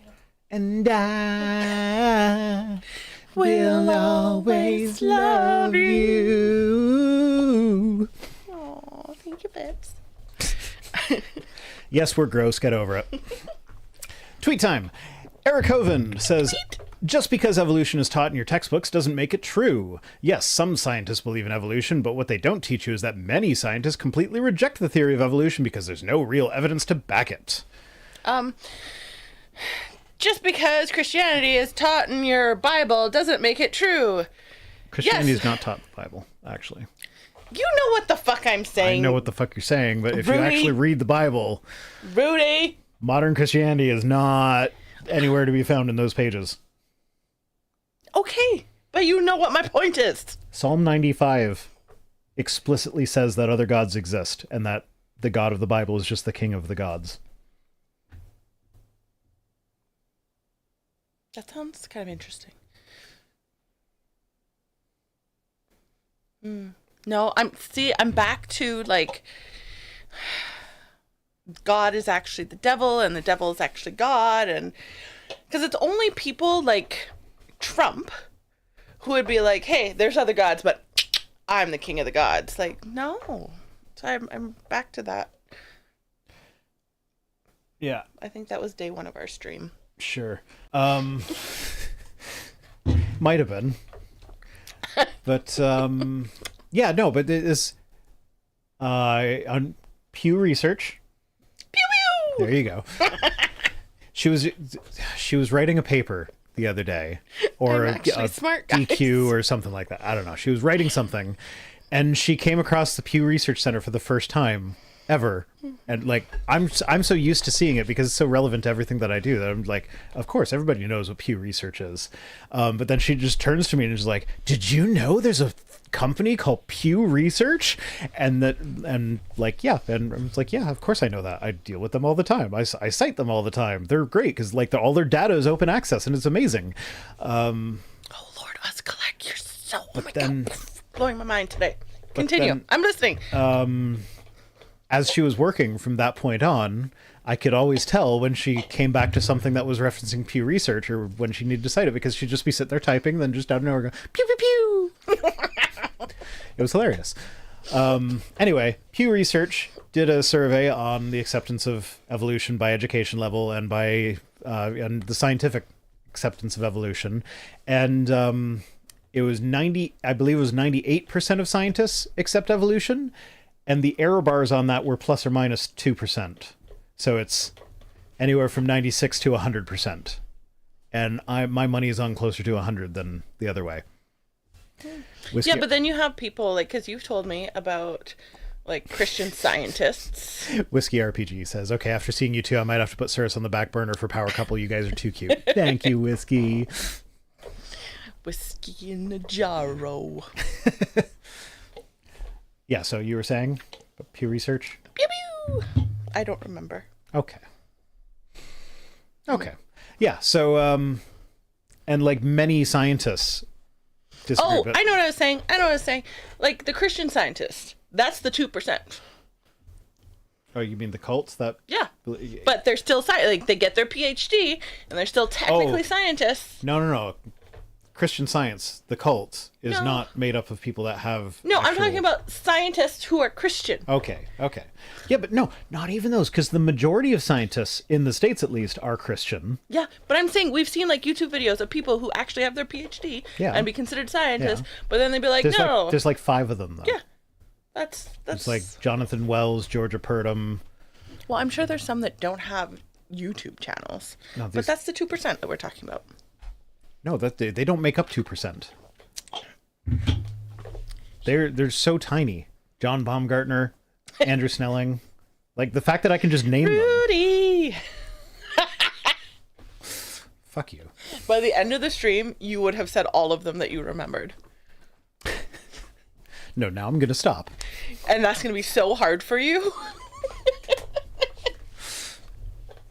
My point is, there's like maybe 50 to 100 actual PhD scientists who don't accept evolution. Oh, wait. They say scientists, but they're not specific. Well, yeah, no. That's because if you... the Discovery Institute has a list, or has a petition called the Scientific Dissent from Darwinism, where they get scientists to sign a statement that if you don't know that it's coming from a creationist organization, sorry, intelligent design, same bloody thing, if you don't know it's coming from them, then it's actually something that like any scientist would sign on to. It's like, we should be skeptical of these claims and investigate them to the fullest extent of our ability. And it's like, yeah, that's what science is all about. But they take that to mean like, oh, we should be skeptical as in we don't believe it. And so they put their names on this list and we're like, look at all the scientists we got to say they don't believe in evolution. Meanwhile, it's like there have been scientists that have come out and been like, no, I absolutely do believe in evolution. That was just like a statement that is just a general application of science. Pew pew. Sure. And the National Center for Science Education, they actually have a competing list called Project Steve, where Steve. yeah, no, where they're like, Oh, Steve. no, but they're like, we want people to sign on saying they do affirm evolution and accept that it's true, and that it's the best explanation we have for the diversity of life on the planet today. The only exception being, first, you have to be a scientist working in a field that is relevant to evolution, See, that's what I was getting and at. Yep. you have to be named Steve. And so the scientific dissent from Darwinism, who will take anything, like there's a bunch of dentists that signed it. They called them scientists and let them sign it. But dentist is not a scientist. It's a The dentist. science of dentistry. Yeah, but they're not research dentists. They're people that fill your cavities. They're not the ones doing the science. They're the ones that are doing the They're procedures. doing the practical application. Yeah, okay, fine, but that's not the same thing. I'm not saying that dentists are not valuable. I'm saying that it's not scientific research. But last I heard, I forget the exact numbers, but I think like the scientific dissent from Darwinism had about 1,000 signatures, and Project Steve has like 2,000 or something like that. Like they've blown them out of the water, and they're far more restrictive in their criteria. And if you extrapolate the numbers, it actually works out to being like 0.1% of scientists who would disagree with Darwinism. And then, So they're all named Steve? yeah, they're all, or some variation thereof. Steve, Stephen, Stephanie. So why only Steve? Like, but why? To put an artificial restriction on it to show just how vast the support for evolution is. Okay, now I get it. Yeah. No, now I get it. Okay. Yeah. Like they're purposefully limiting their pool of Yes. people that can sign it to Yes. say, hey, we can still beat you even when we put arbitrary Yes. limits on it. Yes. Okay, I get it now. So the whole thing is an experiment. Yeah. Okay. Yeah. Okay. Vice Rhino hates dentists confirmed. I do hate dentists. Well, I hate going to the dentist, but my dentist is actually pretty good. He's really good with the kids. Yeah. I don't know. You told me about that, but then he just sent me to another dentist. Well, yeah, he knows his limitations. Yeah, I know. But I can't verify because he just sent me to another dentist. Frank Turek says, what should you do if a loved one calls you toxic and ends the relationship? Walk away. Yeah, you should... Actually, no. Go to therapy and walk away. You should undergo some self-examination to figure out why this person thinks that you're toxic. Take steps to correct your toxicity if they are correct, and then acknowledge the fact that nobody owes you a relationship. That's the truth. Look up cultivar. So drunk I will come again. Okay, so, no, you can't write things like that right now. Nope. I'm confused. Do you know what they're talking about? No, I don't know what's in the quotations. It was the end of it that they're not allowed to write things like that. I'm wondering if that's supposed to be part of the Google. No, it's just the things in the quotations. They're saying, I will come again, like they enjoyed the stream. But that's not what I thought they said. Well, yeah, no, my mind went there first as well. But like cultivar is a plant variety that has been produced in cultivation by selective breeding. It's like, yeah, that's like the different kinds of grapes that make different kinds of wines. Who's Beth and Jerry? Are you talking about Steve and Sharon? What? I don't know. They said, what if both of you were toxic like Beth and Jerry? Yeah, I don't know who Beth and Jerry are either. Yeah, but So, no, like, no, because, okay, so if they're both toxic, it happens, but you can only address stuff within you. So that other person should also self-reflect and do all Yeah. those things. That's the thing. When you come out of a relationship, they're Rick and Morty characters, apparently. I don't think I got past season 3 of Rick and Morty. I'm not sure. damn it. When two people are toxic in a relationship. No, it doesn't even matter if two people are toxic or not. If you're not, quote unquote, the toxic one, even after a breakup, you should be self-reflecting and adjusting any behaviors. Because one thing people don't realize, or not that they don't realize, but they don't even think about is red flags aren't always aggressive. They're not always outward behaviors. So a red flag could be someone who doesn't know how to set boundaries. So even if the other person was toxic and abusive, if you yourself don't know how to set boundaries, you're just going back into another relationship where someone has the opportunity to take advantage of you again. We can only control our own actions and how we respond to things. Blade Runner says, is Heidi drunk? No, she's high. I'm the drunk one. And I'm not that drunk. Yeah. Anyway, yeah, nobody owes you their relationship. So if somebody decides to end a relationship, whether you want the relationship to be over or not, you have to respect their decision to end the relationship. Because if you don't respect that decision, then you have a relationship that is not based on respect or trust, and so it's not going to be a good relationship. So, yeah. Even if it's painful, accept the fact that that relationship is now over, and and it will remain over unless that person changes their mind, which they are under no obligation to ever do. Fusel says, that was kind of touching, Heidi. Case Orbs says, if you love Palestine so much, maybe you should move there. Because, wanting Israel to not commit war crimes is the same as wanting to live in the area where they are committing war crimes. Oh my God. And yes, I recognize that Hamas is also committing war crimes and doing horrible, heinous shit. This is a situation where both sides are the bad guy. And I'm not both sidesing it in the sense that, oh, I'm not picking sides because both sides, no, Thou shalt not kill people. The end. Yeah, I do not live there. And so, I don't have the experience that these people have. I am not capable of comprehending how painful this will be to people that actually live there.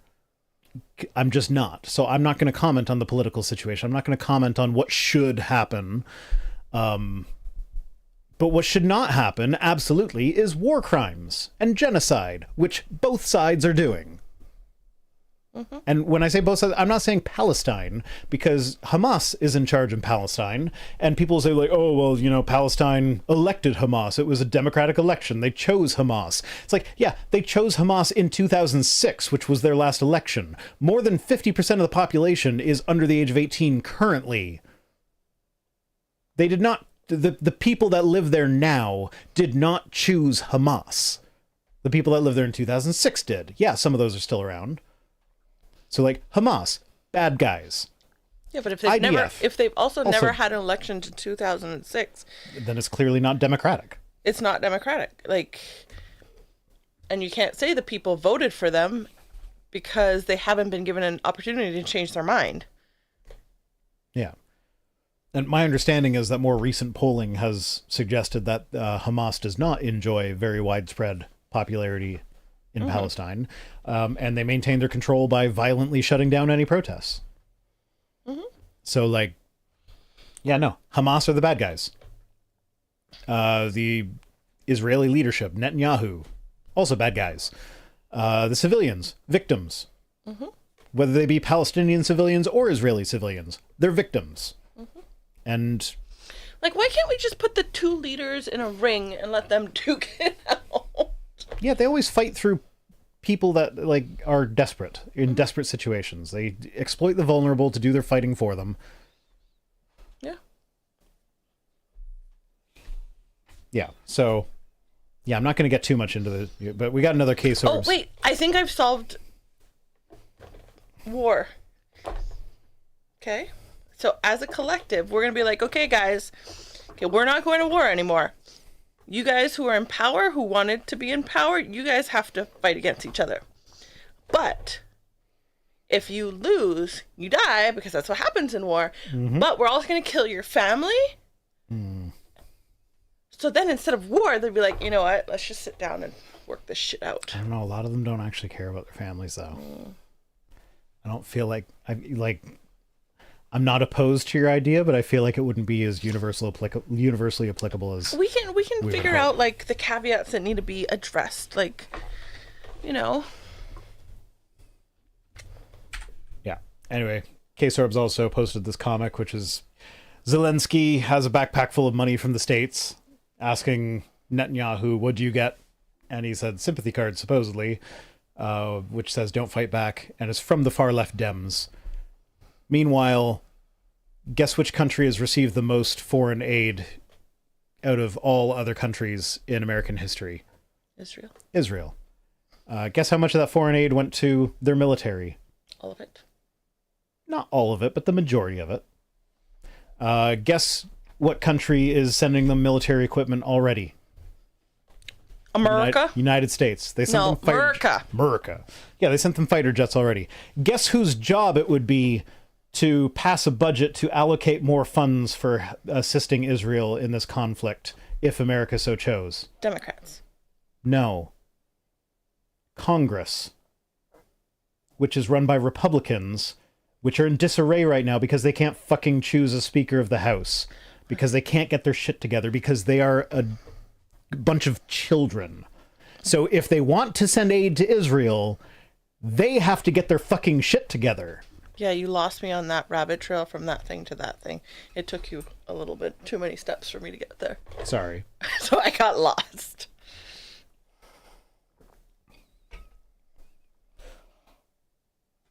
Oh, yeah. And Binary Hedgehogs points out.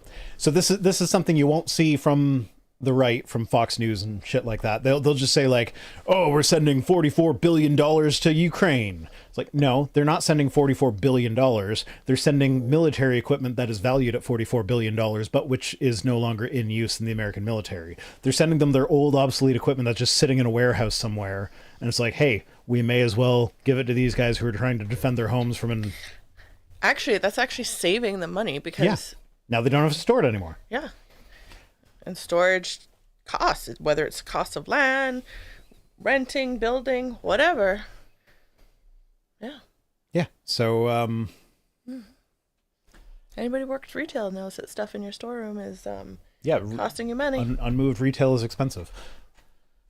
So yeah, that's something you don't hear from the right, is that we're not sending money to Ukraine, or we, the states. They're not sending money to Ukraine. They're sending old equipment that the military doesn't need anymore to Ukraine. So like, I don't know. It's not even close to equivalent. I mean, like Texas and those places, they don't need any more tanks right now, they said, so they're just sending them away, out of country. Why do they give their shit to like... Loki says, "I think my toddler niece might be smarter than some of the Republican politicians right now." I do not doubt it in the least. Like, why do they give like their heavy equipment to like these small police stations? Have you not heard So of it? that they can kill black people better. Like, you really need a tank? Like, Yes. You want to get into the militarization of the American police and how little training police get in the States? You know, there's no minimum requirements in most counties to be a police officer. You can just like graduate high school, walk into your local police station, and get hired as a cop. Like, there's no police school? I mean, there is, you can go to police school, but you don't have to in most places. If you want to be a cop in LA or New York, then yeah, you probably need to go to police academy. But like, you want to be a cop in Valdosta, Georgia? You just walk out of high school, walk into the police station, say, "Hey, I want a gun." On-the-job training? Yeah, they give them on-the-job training. They give them like 6 weeks of on-the-job training. And this is why, when you are in an interaction with the police, never assume that they actually know what the law is. Don't take their advice on legal stuff. Always speak to a lawyer first, even if it's like the public defender. Do not actually speak to the cops. Okay, so it's just like two different worlds. So your explanation of that is don't talk to the cops, don't give them legal advice because they might not know the law. They probably don't know the law. Consult a lawyer. No, that's where your mind went. Now, this is where my mind went. the police don't know the law. Therefore, even if I know I'm right, I shouldn't go against what they say because they're not going to know any different and they're going to assume they're in the right and I am in the wrong and they will use whatever force they need to. Yeah, in some situations, you have to You're not getting sacrifice your rights. You're not getting it. Yeah, no, I'm You're getting what I'm saying, but you're not getting the point that is where your mind went versus where my mind went. No, I got that. It's the black experience versus the white experience. Yes. Yeah, no, I get that. Because, like, a routine traffic stop could end your life for a lot of black people. Yeah. And does end the lives of a lot of black people. But, yeah, there are actually people in my chat saying that the police will turn you away if your IQ is too high. Which... I don't know how accurate that is, but there's been, like, 3 or 4 people have said that independently. So, like, maybe there's something to that. But, yeah... No, yeah, the policing in the States is a joke. Here in Iowa, all that's required is a 6-month course in criminology. That doesn't sound very intensive. No, but I also... Why aren't police required to take law classes? I don't know. Like, just a basic law class. And, like, every couple of years, you have to go back, depending on, like... Or you have to take these courses depending on where you end up in, like, which department. So if you're in traffic, you'd learn traffic law, right? Mm-hmm. And then, like, let's say you get a promotion and you're now over here doing something else, then you would learn the law that's related to that specific area of policing that you do. Mm-hmm. Like, why? Why is that not a thing? Yeah, no, the people whose job it is to enforce the law should absolutely know the law. You should have to have a law degree to be a cop. Cops should be lawyers. No, because then they can also figure out all the loopholes too. So I actually don't want my cop to be a lawyer because that then gives knowledge is power. That gives them that extra power. Yeah, but if they're turning away people with high IQs, then like they could be the Rudy Giuliani style lawyers that don't actually have a fucking clue. I don't know. Oh yeah, there we go. Fun fact, barbers have more training and oversight than the average cop. That is correct. My sister went to school for several years to learn how to cut hair. And she had to do that for years before they would trust her with her own chair in the salon. And cops go get on-the-job training for 6 months. Usually. If that. Oh, yeah, that's a good idea. Fennec says, honestly, I'd like them to take social work classes because a lot of problems are better handled through that framework. Yeah. I was literally just thinking that. They should be trained in de-escalation. Yeah. But, like, their whole tool belt is full of tools that escalate situations. But not even just de-escalation, situations. because, like, there's people who have mental health issues, and when you don't even just have a basic understanding of mental health issues and how the brain works, you're just automatically labeling them as bad versus this person's brain physically can't make them do anything else other than what they're doing. Mm-hmm. It's not intentional. Like, yeah. Or they're not responding. Pega J says, because if you required a relevant education, most places just couldn't find anyone to be a cop. Yeah. So, fun fact about the defund the police movement. Mm-hmm. What's the fun fact? Well, it's supposed to be self-evident. If you can't... If requiring police to have the relevant education to properly police would result in there not being any police, then maybe there shouldn't be police. Ah. See, I actually was thinking differently. I was like... And I am not a person that would generally say abolish the police, but like, absolutely, police need better training than what they have. And if people can't, and like, if people are unwilling to go through that training or are unable to go through that training, then I do not think handing them a gun and a badge and a bunch of power is a satisfactory reaction there. Like, if they're not able to go through the relevant training, then they should not be police officers. And if that means we have fewer police officers, then good. Now. Thank you. Dear Lord, you went on. Love you too. So No, where I was going was these people who are police now because they didn't go and get the education. Because not that they're not smart, because some people may be very smart and want it. Well, clearly, because they don't take people who are too high of an IQ. But anyways, they're there for the right reasons, right? It's not just a job that they pay, or they don't want to just carry a gun. And they would have gone to the schooling if the schooling was necessary, type of thing. They just want to be a police officer. So the people who wouldn't have met the requirements wouldn't be police now, but those roles would still be filled. Thank you. But those roles will be filled, but now will be filled with people who actually want to be there, who want to do like social work from a different perspective. Because if you get put on like community relations or whatever, most of your job isn't necessarily going to be arresting people. It might just be that social work aspect of it, but just from a different job title. So the roles would still be filled.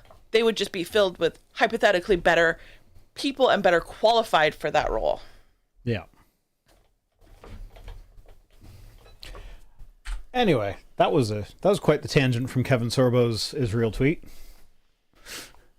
Isabella Maria De Luca says, if your man lets you do OnlyFans, stay on birth control, wear whatever you want, be on anxiety/depression meds, go on vacation without him, make your own decisions without consulting him first, be a girl boss, he doesn't love you.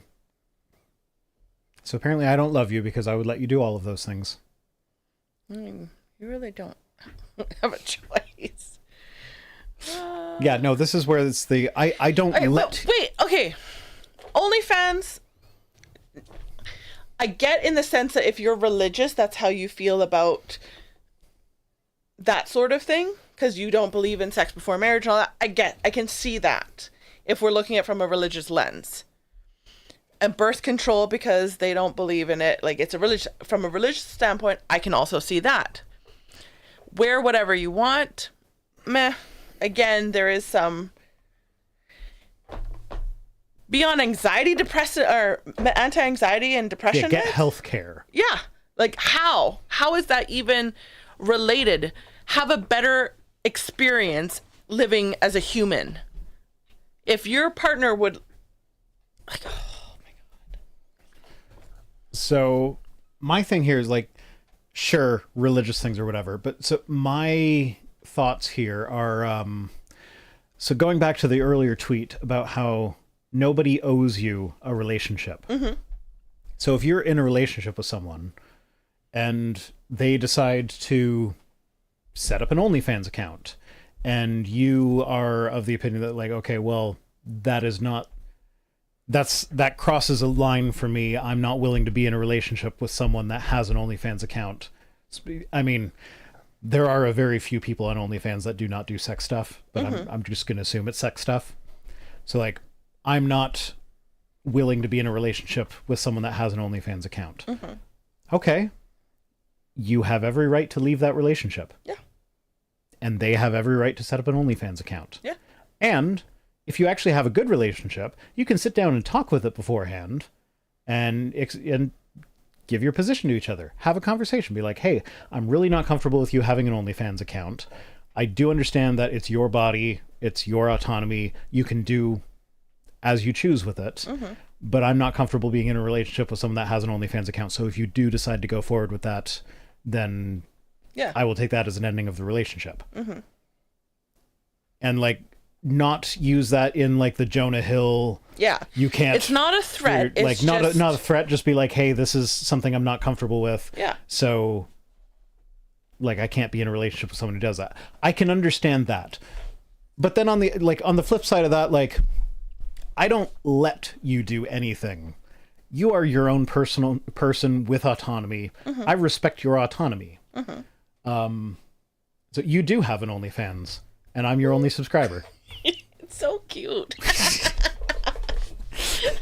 Love it. Yeah, and like, wear whatever you want. Yeah, I've no fashion sense. I know. I wouldn't even pretend to have any valid input on what you wear. Yeah, that's completely your choice. But I meant to tell you this earlier. I'm really, really sorry for getting angry at you. You got angry at me? In my head. Oh, what'd I do? Well, technically you didn't do anything. What'd you think I did? It's not that you did anything. It's my expectations, and not like in a bad way. It's So like, what did I fail to do? no, it's not what you failed to do. It's not about you because you actually didn't do anything. It is my unrealistic expectations of when I say something but don't explain it clearly, expect you to know exactly what I meant in my head. So it'd be like me saying, hey babes, can you take out the trash? And you take out the trash, but what I meant to tell you was, can you take the trash out to the trailer on the side of the house because, you know, I'm going to take a run to the dump, versus, can you please take out the trash? And you take it to the other side of the house to the actual trash bins. Because I didn't actually tell you the rest. I just said like part of it in my head. Does that make sense? Sure. So you can't fail at something you didn't know you had to do. But then I got mad at you, so. Yeah. And anyway, so I retweeted this, and Shannon, with regards to the girl boss thing, she was like, well, to be fair, I have told Paul that if I ever refer to myself as a girl boss unironically, he is to smack me as hard as he can and then break up with me or something like that.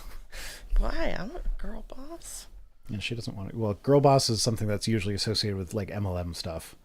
Like, oh, you can be a girl boss and sell the MLM dildos. Different worlds, different worlds. Okay. That's not what it means in my world. Freedom Inc. says, come on, man, don't just glom over the police issue. Did we just glom over the police we? issue? I thought we talked about the police issue for a lot longer than we intended on it. Yeah. They should be educated in law and social work and a little bit of psychology. Actually, they do cover psychology and social work. Yeah. Please don't kill people. Hi, Heidi is deep. Please don't kill people. If they understand the law, then they should know what their limitations are, what they can and can't do. What was it? Maybe we just missed the actual topic of the police. Did we miss the actual topic and we went off on a different police tangent, maybe? No, because police was the tangent, because it was about Israel. Oh, so the police thing wasn't a tweet. It was already a branch off of something else. Yeah. Okay. Now I'm clear now. Okay. Freedom Inc. says, did you miss my highlighted comments? Probably. Oh no, Freedom. What if it was actually their initials FR, 33 for their like age, and Dom, like It's Freedom Incorporated. I don't know. They said there should like be better support of social workers who interact with the police force in general. Yeah. Yeah. But if they were on staff, they wouldn't even be like then there was that as the entire interacting. They would just be police. part of the team.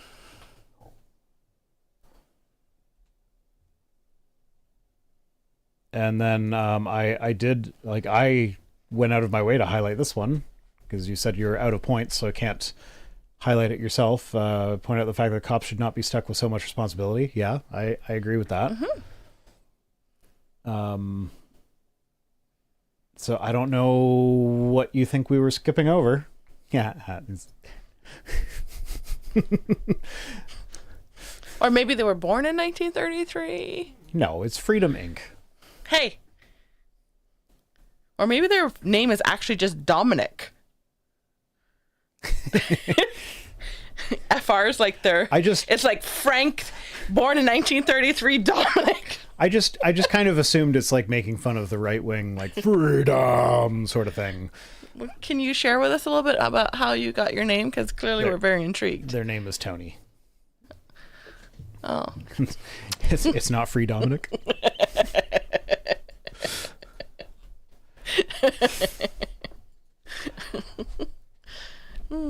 Anyway, I don't love you because I let you have autonomy. Yeah. Oh, yeah, I'm exactly right. They're making fun of the right wing freedom sort of thing. I was out of the streams behind a little bit, and I'm exactly right about what I said about the police. Yeah, I had something to say, but I forgot. You said I have autonomy. Yeah. Yeah, and then I was going to say we can just continue living our loving, sex-satisfying relationship knowing that... I don't remember what I started with, but knowing that whatever I started with in that sentence. Knowing that you don't really love me. I got there. Sure.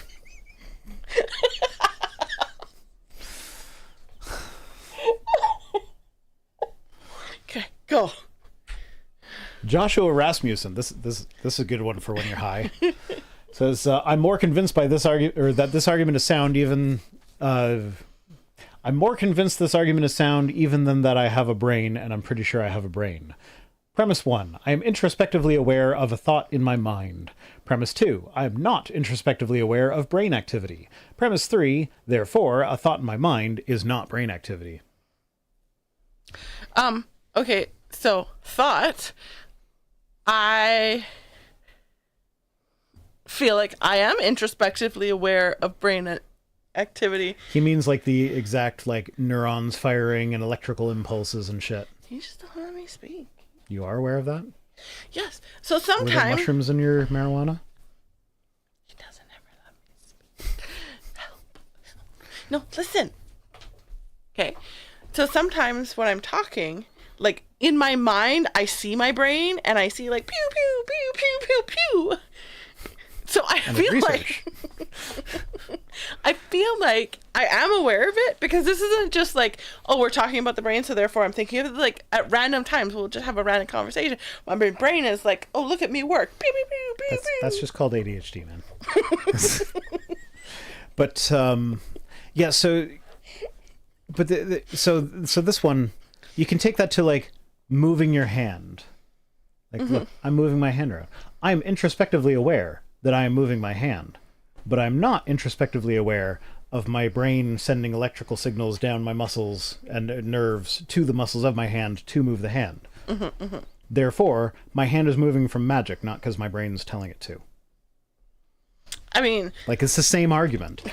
And I feel like but it gets true. It gets worse for him, though. Why? Because large language model AIs, so it'd be like ChatGPT, it's been shown that when you train a large language model AI to read brainwaves, now this has to be specific to the person. It's not generalized. You can't just read anyone's mind. But like if you train an AI on one person's brain, then that AI can read their mind with, I think it's something like 85% accuracy. So the fact that it can listen to your mind and get words out of that, like it can know what you're thinking based on just looking at your brain states, so it's pretty indicative that brain states cause your thoughts. Because you can tell what the thoughts are by reading the brain states. Okay, so hear me out. What if people who are psychic have just developed that ability to do that? But people aren't psychic, though. Says that's you. called cold reading. No, says you. Freedom Inc. is saying sorry for the disruption. No, don't be sorry. We're all ADHD people up in here. We don't care. Yeah. No, there's no psychic. Says you. So why is it that when a psychic is addressing an audience and they're like, oh, someone in the audience has a loved one whose name starts with L? Why do they always start with common letters? Why does nobody's name ever start? Why are there no Xaviers that they ever contact beyond the grave? Okay, first of all, I never said everybody who says they're a psychic is a psychic. Yes, they're con men and women. And every time it's ever been tested, and it's been turned out to be con men and women and non-binaries. And gender fluids. And two spirits. We'll just have to agree to disagree. What if I told you I was a psychic? Then I wouldn't believe you. Now, I might believe that you believe that you're a psychic. But that doesn't mean that you actually are. Because there are psychics out there who honestly believe that they are psychic. I know. But they just might be naturally good at cold reading and not aware of the tricks that they're using. Anyway, I think that's the last tweet. Yeah. So basically what you're saying is these people who are naturally gifted at cold reading have developed the ability of this AI to just be able to No, interpret it's not people. reading other people's brainwaves. How do you know it's not? If they don't know, Because it's just if they it's know, making vague statements that can apply to almost everybody, and our psychology is geared towards remembering the hits and forgetting the misses. So when they get things wrong, they don't remember that they got things wrong, and the people that they got things wrong for aren't remembering it. So they just remember the one or two things that they got right. Because if you go to a good psychic, they actually give you notes. Mm-hmm. It's a true story. Actually, there's one right here. Where did it go? It was, oh, there it is. Like this is actually a small note compared to some of the notes that she normally gives me. Like it's normally like. Yeah, and it'll be written like horoscopes, where it can be applicable to almost anybody. No. I can almost guarantee you. No. But my point is, if these people are naturally gifted at reading people and they weren't taught, like, if someone looks this way, then Are they looking at your brain under an fMRI scanner? No, Because that's how ChatGPT's doing it. Maybe, like dolphins, and they go, they're not aware of it. Like, they just know it happens, but they're not aware that they're actually doing it. Then why is it that every single time any form of ESP has ever been studied scientifically, it has been found to be fake? Because you'd think that if they actually had this ability, they could take it into a lab and actually use it. Especially if it's what you're saying, is where they're actually reading people's brain states and it's not some mystical, magical thing. They're just like somehow able to pick up on other people's brain states. Like, because the excuse they always give for that is like, oh, well, the energies aren't in line right now or whatever. Like the negative energy from the people doing the test is messing up with it. But if they're just reading actual brain states, it's like, no, I can see that you are expecting me to fail this thing because blah, blah, blah, but like it wouldn't actually cause them to fail because they could still read that brain state. No, because maybe there is some interference. The walls are too thick between them. Like, I don't know. Yeah, well, I do. Will you see my psychic? No. Come on, why not? I let you do tarot cards for me. I'm not going to a psychic. Why? Okay, that's it for this. Wait. If you don't believe in it, why would you not go? Like, just because I don't want to give money to someone who's just going to be cold reading me and doing a parlor trick. So what about people who, like, do it off of your photo? It's called cold reading. Cold reading your photo? Yeah. How? Because they make vague statements that are applicable to pretty much anybody, and then they gauge the reaction of the person that they're talking to see how accurate, or to see which statements hit better. Yeah, but if they're not talking to them, like, you send them a picture and then they just write you an email back. Yeah, then it's the same as horoscopes. It's just vague statements that could be applicable to almost anybody. So why won't you see my psychic? Because I don't believe in psychics. I don't see the point. Yeah, but it's like okay, this is not an argument we need to have on air. It's a scientific experiment. This stream is half an hour over time. That's okay. Cirrus needs to go to bed. We were going to sit and talk anyways, so they're just joining us for the ride. If they didn't want to be here, they know how to leave. Fennec says go to the psychic. It would be funny. Like, you should be treating this as a scientific experiment. It's not scientific, though. Why is it not scientific? Because it's not. Okay, stream's over. As always, apparently I forgot to say fuck off last week, so as always, fuck off.